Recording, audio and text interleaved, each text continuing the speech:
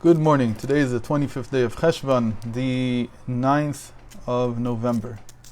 We're up to the 5th reading of Parashat Toldot and of Chayei, sorry. I'm working on Toldot, so that's what's in my head now.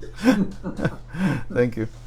So what we want to look at, we mentioned yesterday this very important phrase, the matter was decreed by God, by Havaya, which we said is equal to 378. And 378 we said is the value of this word chashmal, maybe the most mysterious word in the Bible.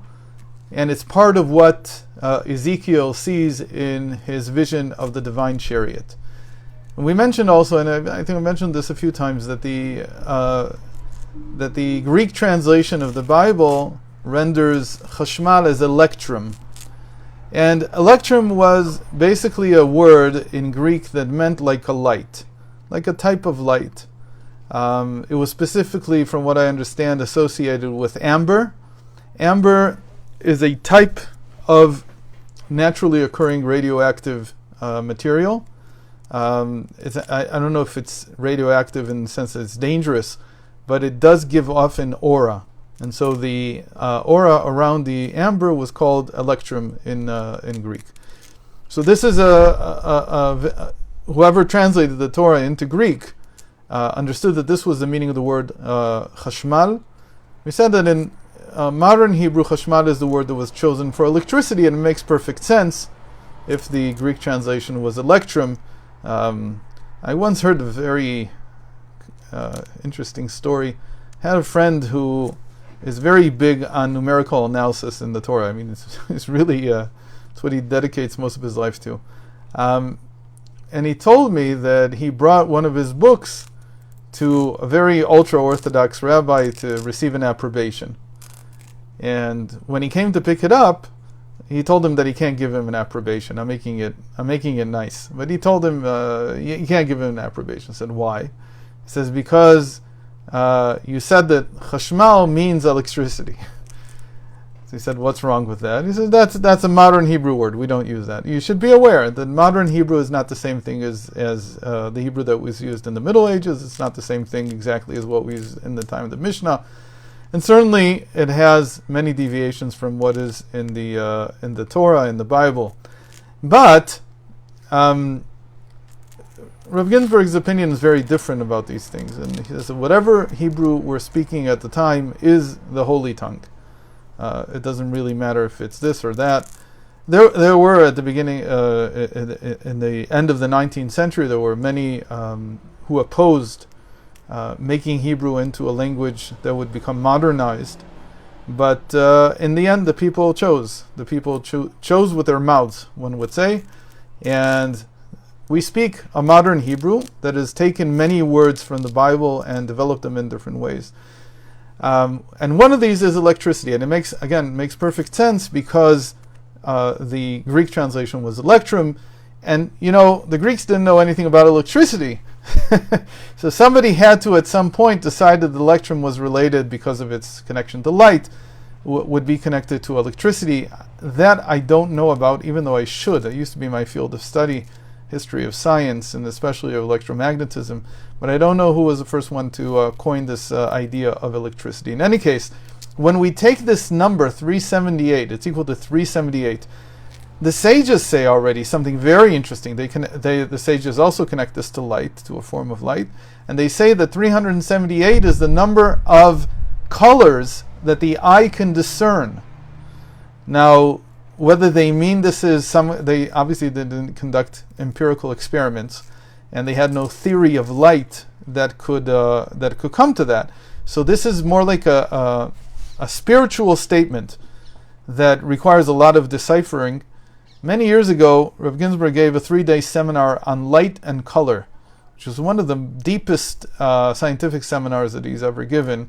We've never really translated it into English, and actually few people even know about the seminar in Hebrew, even though everything has been written up during the years, but no book has yet come out. So one of the beautiful things that comes out is when you reverse the digits of 378, you get 873. Now, on the face of it, this just sounds like, okay, we can play with numbers. There's a whole field of mathematics called recreational mathematics, which is usually conducted by people who have either finished their work as professional mathematicians, and sometimes it's laymen who like to dabble in mathematics. It's called recreational math. And one of the techniques that they study a lot is the reversal of digits of numbers. There's all kinds of interesting phenomena that come out of that. So when you reverse 378, you get 873, which amazingly is the value of the Hebrew phrase mehirut ha'or, which means the speed of light. And that is, if you know physics, that is like one of the most shocking things you could hear, because to connect electricity with light was exactly the biggest breakthrough, I think, of the 19th century science. Understanding that light was a form of electromagnetic radiation. So we've got this little thing here. All of this started, if you remember, because Eliezer, Abraham's servant, he takes his camels and he ends up in Haran and he meets Rebecca and so on. And so there's a technique that we use in studying Torah, which is to look at, so here in the Bible, how many times does this word appear in the Torah, in the Pentateuch? So camel is a very interesting word to look at. How many times does camel show up in the Pentateuch? So the number is 34 times. Now we're going to look at camel for a moment from the imagery in this week's Parsha, in the 5th reading especially. And then we're going to connect it back to this idea of light and electromagnetism. So the first thing is to look at, there's 34 times in the entire Pentateuch. Of those 34, 18 are in our Parsha. Clearly, this is the Parsha that has the highest concentration of camels. Why? What's so important about camels? On the face of it, you have to think about it like this. I don't need to know about the camels to advance the story. This is not a detail that's so important. So if it even appears once, it sort of raises your eyebrows and you say, like, why did I even know? Who cares how he traveled? It doesn't really matter if he traveled this way or that way. But the camels keep on coming. And when he travels back, we get this scene where Rebecca is traveling on the camels with Eliezer, and she sees Isaac from afar. And when she sees him, she falls off the camel. And the Torah makes a big deal about that. Why does that even matter that she fell off the camel? What's so important about that?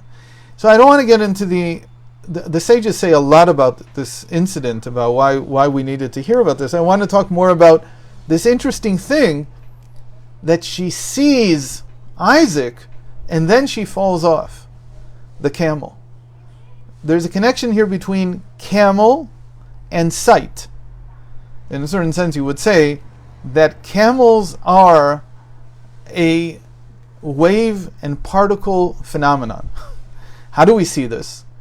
The camel is distinctly related to waves.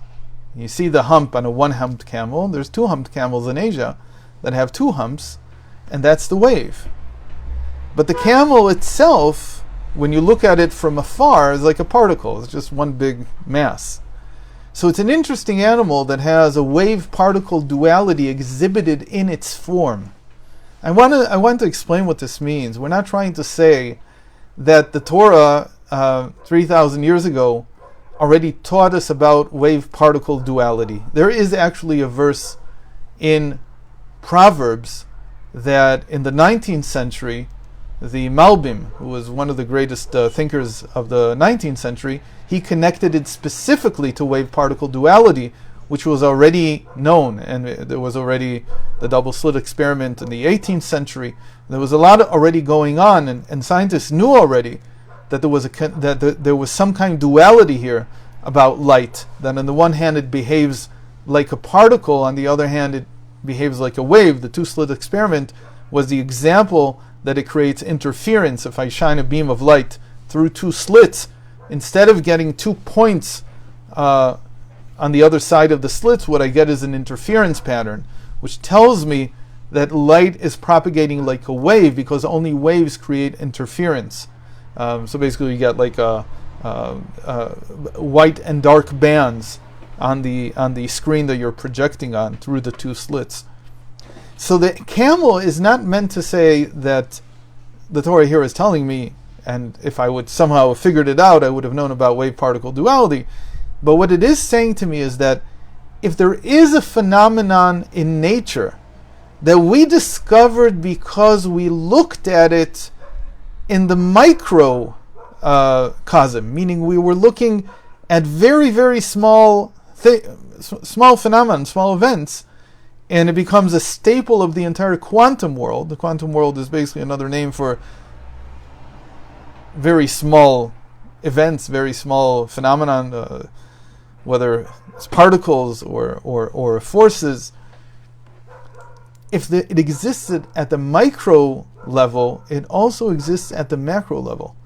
Meaning, whatever you find in one level, one dimension of reality, in the 10 to the minus 19th meter size, which is what we call the quantum realm, you will also find something like that in the meter realm, in the realm of human beings. Because creation is such that it's layered similarly as you go down and as you go up. And so you will find phenomena that reflect even the most modern insights that we have. When we began to study the quantum world, we find phenomena that are like that. Now, this whole idea that Rebecca is looking at Isaac and then she falls off, that's like food for thought, because it's like she's riding a photon, and the photon didn't carry her. Something about the light suddenly stopped in some sense, and she fell off the photon. That's the idea here.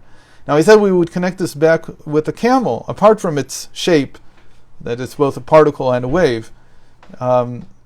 We said there were 34 instances of camel in the Pentateuch. And 34 is the value of a very mysterious word that's not found many times in the Torah. It's not as mysterious as chashmal, but it's also one of these words that if you ask a regular Hebrew speaker today, they probably won't know what you're talking about. It's called egel. Usually, egel with an ayin gimel lamed, is a calf, the child of the cow. But here we're talking about egel with an aleph gimel lamed. That is equal to 34. What does this word even mean? Well, on the surface of it, the few times that it's used in the Bible, it seems to mean a drop of something, like a drop of dew usually. Eglei tal is the way it usually appears. But it means like a drop, a minuscule drop of something. The amazing thing is, I said that there's 34 instances of camel, and this word equals 34. This is the word, there's no modern Hebrew word for it, that Rav Ginsburg chose for photon. And why does he choose this word? Because here we have the word itself, Aleph Gimel Lamed. The last two letters, Gimel Lamed, are Gal, which means wave in Hebrew. The Aleph at the beginning is the smallest valued letter. It is equal to just 1. So it's like you're saying there's a particle and a wave inside the same word, an egel. And when you think about it, it's a dew. It's a dewdrop. So when you usually see it, you see it at dawn. You see that it reflects light. It's also connected to light.